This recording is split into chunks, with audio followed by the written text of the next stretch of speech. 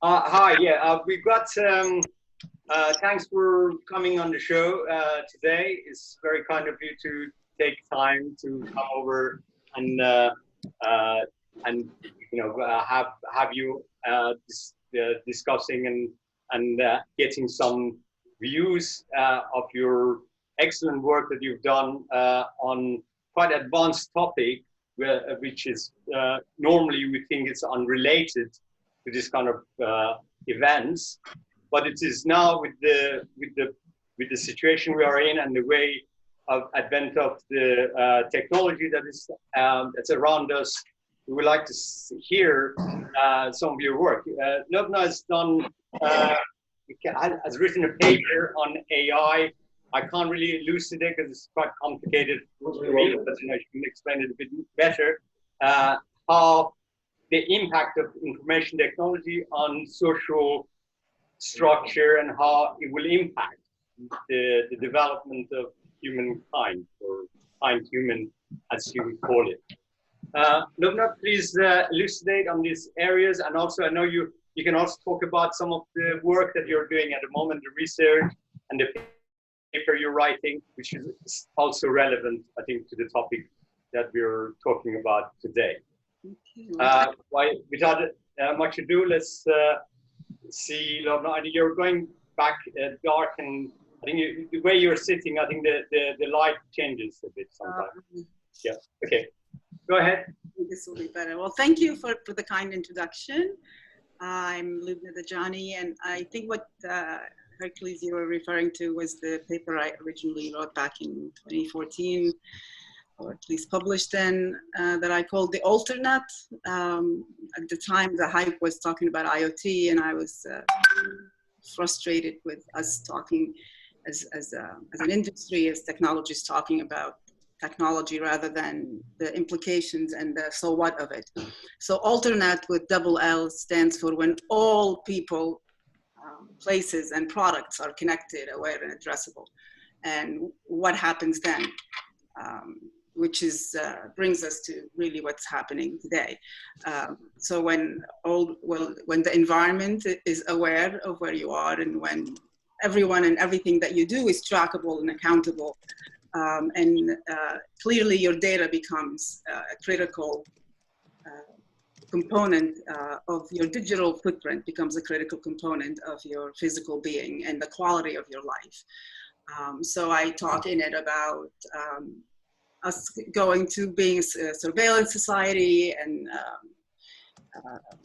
so on and so forth. But what's important about is when you have all these technologies, be it hyper-connectedness, like if you think about 5G, then you layer that with all of the data that's being generated, not just by us, but also by the networks. And then you add on top of that technologies like AI and visualization and immersive. Then when you take that stack of technologies together and you put it on its side horizontally as an enabler, the magnitude of impact that it has on the advancements across all of sciences and the way then therefore we communicate and how rapidly the change becomes a fractal pattern, so to speak. So it becomes a multiplier. Because it's for the first time we have an enormous depth of data and historical data that we can, that is all geocoded and timestamped, so that we can have unlock a lot of cause and effect, which would advance much thinking. What becomes important then is who has control of that and how, and what role do we play as individuals in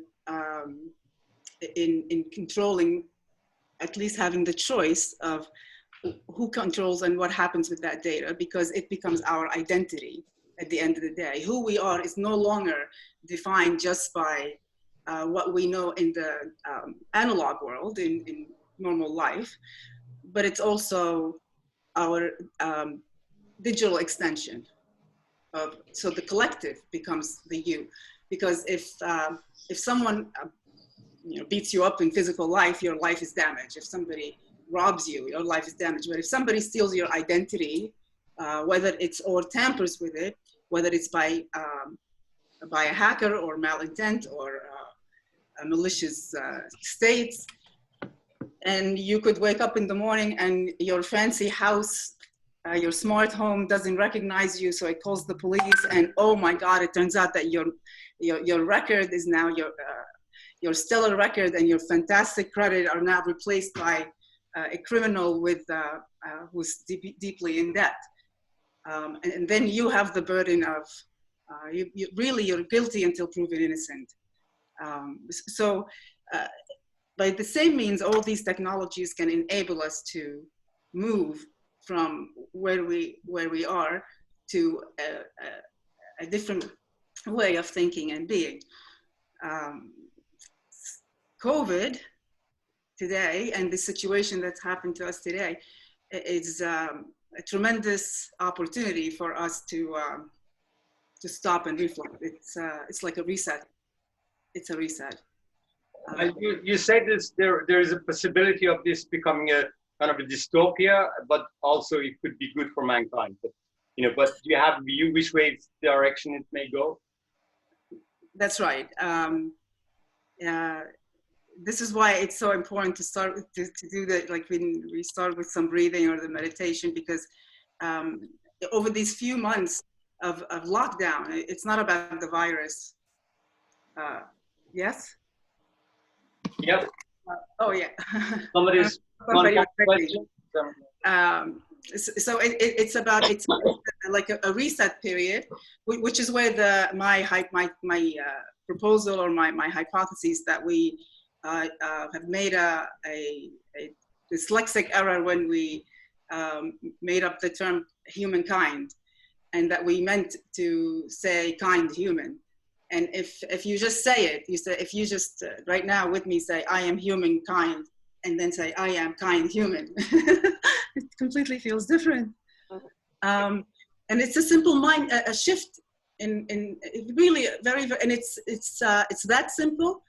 And it also highlights how powerful the language we use today is to the reprogramming of our stored behaviors and the context within which and the parameters within which we think we can and can do, and what we think is right and is not right.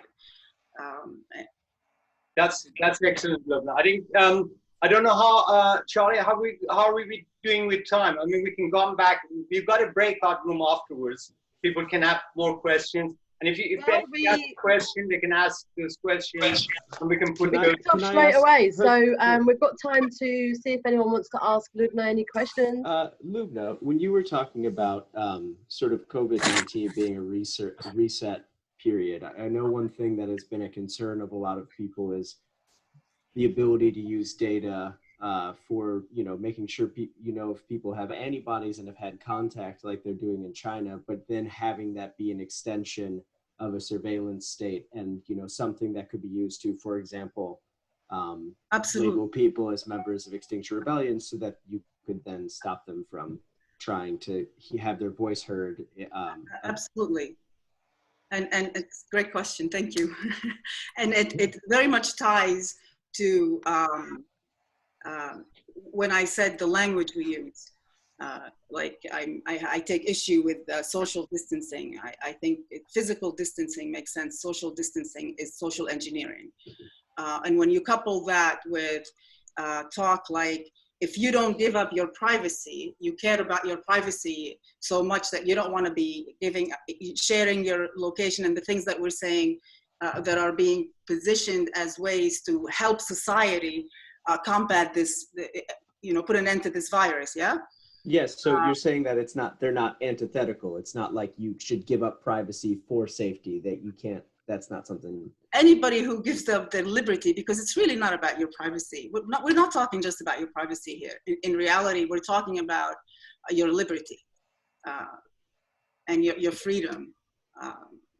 And that extends, when we have an opportunity to talk about AI and how that is being used and how it could be very powerful for a sister to us, but how it is applied. But in short, to your question, I think it can very much be used to move us into more of a police state, and 3 months and plus, and you have formed new habits. And if you keep telling people social distancing and cash gives you corona because it's dirty, there's a lot of resetting of our thinking in small bits.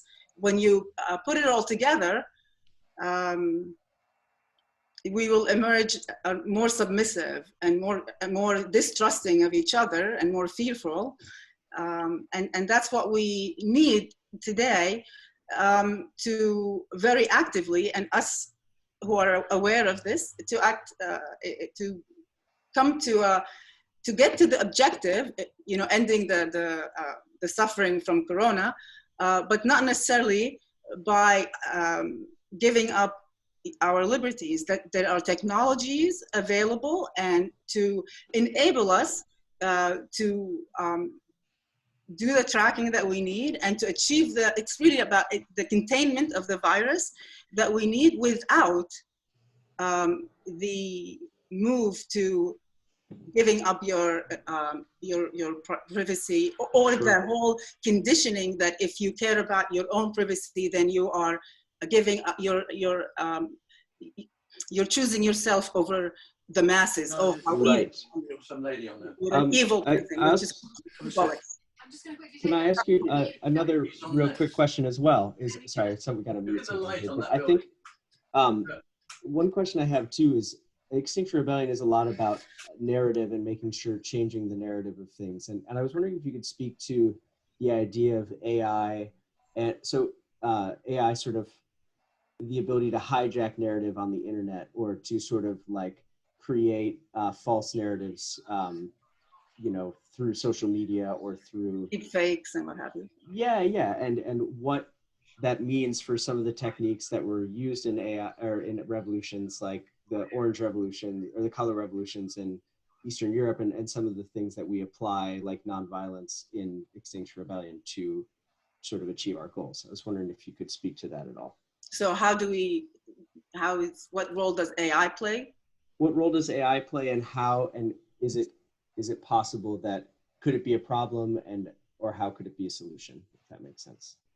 Could AI be a problem, or could it be a solution? Yes. Yes.